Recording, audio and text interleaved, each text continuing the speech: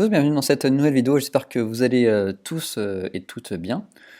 Donc on a créé en grand résumé encore une fois la page d'accueil, les pages principales avec les pages légales, on a créé nos produits, on a créé des produits avec des pages produits donc personnalisés avec des templates spécifiques, etc., etc.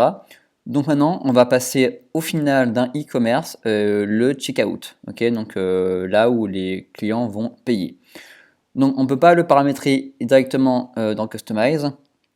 Donc on va aller juste aller chercher, je pense qu'on en aura besoin. Voilà, on va juste aller chercher le code couleur en rose. Là, je m'en souviens plus ce que c'est. Donc on va aller dans la petite croix, dans la petite roue, pardon, couleur. Et hop, moi j'ai juste copié-collé.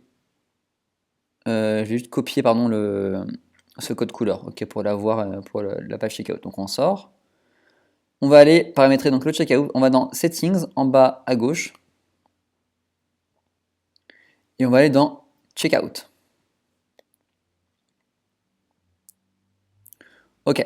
Et là, on a donc le checkout qu'on peut paramétrer. Donc là, je vous ai dit tout à l'heure, ici, je vous conseille de ne pas cocher cette case pour ne pas obliger les clients à se créer un compte pour un achat.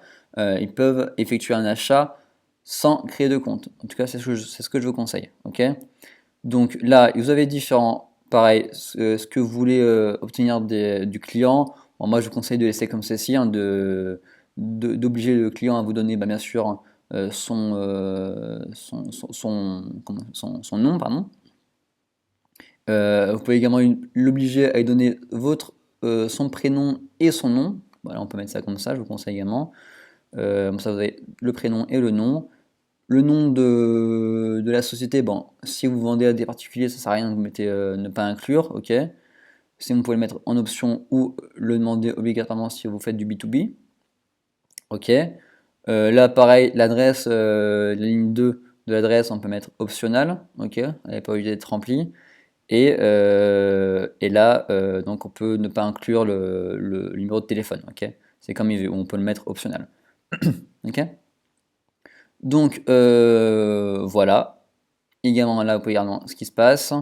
Je vous conseille de ne pas toucher les paramètres, là c'est tout bon. Ok, on laisse en 10 heures pour avoir un mail de relance. C'est bien. Ok. Donc là, on va aller dans Checkout et on va aller dans Customize. On a cliqué sur Save, on a fait des modifications. On va dans Customize. Et là, on arrive dans le Checkout. Ok. Donc il va falloir bien ajouter votre logo une fois qu'on l'aura, qui remplacera ici. Le logo, moi souvent je l'aligne, je le mets au milieu, ok. Donc voilà, ça je vous ai pas dit, ça c'est le checkout de Shopify que vous ne pourrez pas moduler. Shopify est restreint vraiment l'accès à leur checkout, à moins d'avoir un plan Shopify avec Shopify Plus. Ça c'est vraiment le checkout sécurité de Shopify, et comme il est très sécure, et ben Shopify ne veut pas trop qu'on bidouille. Ok, donc il bloque l'accès. Donc voilà, vous pouvez mettre une image que je ne vous conseille pas, ça mettrait des images en fond d'écran, ça ne rendrait pas bien. Là, on va mettre l'accent sur les couleurs pour que ça soit, pour le checkout soit le plus possible en corrélation avec le site qu'on a créé, ok, pour pas que les clients pensent qu'on arrive sur un site de paiement complètement différent. Donc là, on va mettre, c'est peut-être ouais, c'est un peu pâle quand même, hein, cette couleur. On va la mettre un peu plus foncée là pour les liens. Voilà, on va mettre ça comme ça. Les boutons, on va garder la même couleur, pardon, je pense. Hop. Donc, ça fait le bouton qu'on peut pas voir là parce que on peut pas commander parce qu'on n'a pas rentré les détails. Mais le bouton sera de cette couleur, la couleur du site, quoi. Ok. Donc, est-ce qu'on mettrait pas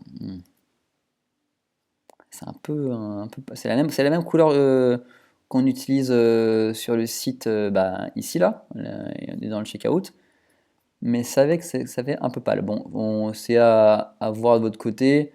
Voilà. Bon, on va voir, on va laisser comme ça, c'est pas très grave, on voit bien, en vrai, ça va, ça passe. Donc comme ça, on garde vraiment les mêmes codes couleurs. S'il y a une erreur, c'est en rouge, ok. Et là, important également, checkout layout, je vous conseille de le mettre en une page, ok.